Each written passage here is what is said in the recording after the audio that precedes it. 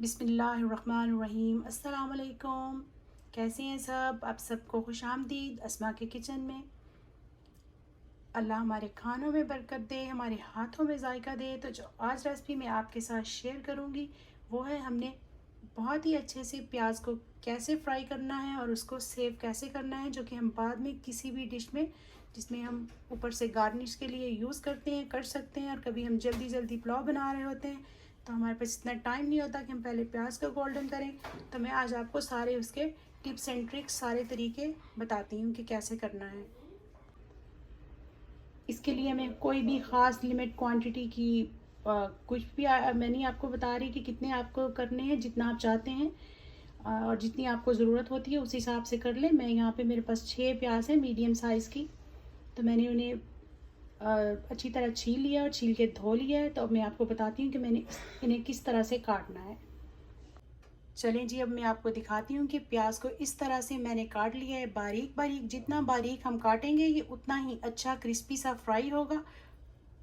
चलें अब हम जाते हैं अपने नेक्स्ट स्टेप की तरफ। मैंने इसको एक कढ़ाई में डाल लिया है। आपके पास जो भी खुला बर्तन हो आप उसमें डाल लें इस तरह। तो एक दफ़ा मेक श्योर सारे प्याज को अच्छी तरह से यूँ मसल लें ताकि वो बिल्कुल अलग अलग हो जाए, लच्छों में ना हो, वरना वो उसी शेप में फ्राई होगा। इसके बाद हमने क्या करना है, इसमें डालना है ऑयल।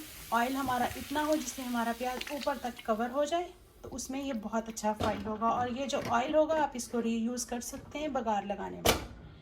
तो इसके चूल्हा शुरू में हमने रखना है थोड़ा मीडियम से हाई, और इसको मीडियम से हाई करना है 6 से 7 मिनट तक। तो मैं आपको दिखाती हूँ 6 से 7 मिनट में ये लग कैसा रहा है।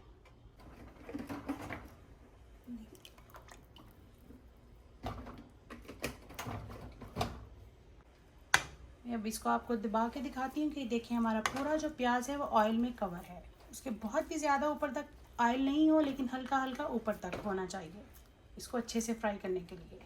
अभी हमने इसको बार बार नहीं हिलाना, इसको एटलीस्ट 4 to 5 मिनट बगैर हिलाए मीडियम टू हाई फ्लेम पे पकाना है। चलिए तकरीबन इसको हो गए हैं ऑलमोस्ट 10 मिनट हमें फ्राई करते हुए, और ये होना शुरू हो गया हल्का हल्का गोल्डन दरमियान में से। तो अब हमने क्या करना है, इस स्टेज पे हमने चूल्हे को बिल्कुल मीडियम कर देना है, बल्कि मीडियम से भी थोड़ा कम, ताकि हमारा प्याज जले नहीं, क्रिस्पी और लाइट गोल्डन ब्राउन जो है वो उस तरह का फ्राई हो, और बहुत ही क्रंची सा कि हाथ से हम इसको तोड़ लें क्योंकि पाउडर फॉर्म में है। चलें जी, माशाल्लाह प्याज हमारा हो गया है तकरीबन 60% रेडी। अब हमने इसको हलाते रहना है हल्का हल्का, ताकि सब जगह से एक जैसा ही गोल्डन हो, कहीं से ज़्यादा गोल्डन और कहीं से कम नहीं हो। जो आपको साथ साथ दिखाती जाती हूँ कि स्टेज पे मैं इसको निकालूँगी। चलें जी, अल्हम्दुलिल्लाह ये है हमारा प्याज की फ़ाइनल लुक। ये हो गया है बिल्कुल तैयार। मैंने चूल्हा कर दिया है बंद, और अब हमने इसको किस तरह निकालना है। जो नेक्स्ट इम्पोर्टेंट टिप है, हमने इसको मेक श्योर टिश्यू पेपर के ऊपर या टॉवल पेपर के ऊपर निकालना है। अगर आपके पास टिश्यू पेपर, चलिए जी, अब अगर आपके पास टिश्यू पेपर टॉवल पेपर नहीं है तो आप टिश्यू पेपर पे निकाल लें। हमने इसको दबाना है इस तरह से हल्का सा, ताकि इसका बहुत ज़्यादा एक्स्ट्रा ऑयल हम नहीं निकाल लें इसके साथ।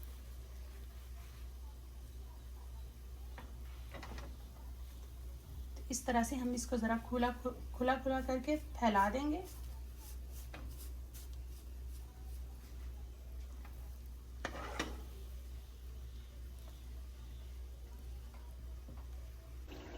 देखिए जी, मैं अब दिखाती हूँ आपको प्याज की फाइनल लुक। ये देखें ज़बरदस्त तैयार हो गया। आप इसको ऐसे करें तो बिल्कुल आप इसको पाउडर फॉर्म में ला सकते हैं। ये अच्छे से प्याज फ्राई होने की निशानी। इसको आप कौरमे में डालें, किसी भी चीज़ में डालें, और ये आपका बिल्कुल नहीं होगा ख़राब। अब मैं आपको बताती हूँ इसको सेव करने की टिप, क्योंकि 1 माह के बाद भी ऐसा ही लगे। हमने लिया है एक जिपलॉक, या आप कोई भी ऐसा ले सकते हैं जार जो एयर टाइट हो, जिसमें हवा ना जाए।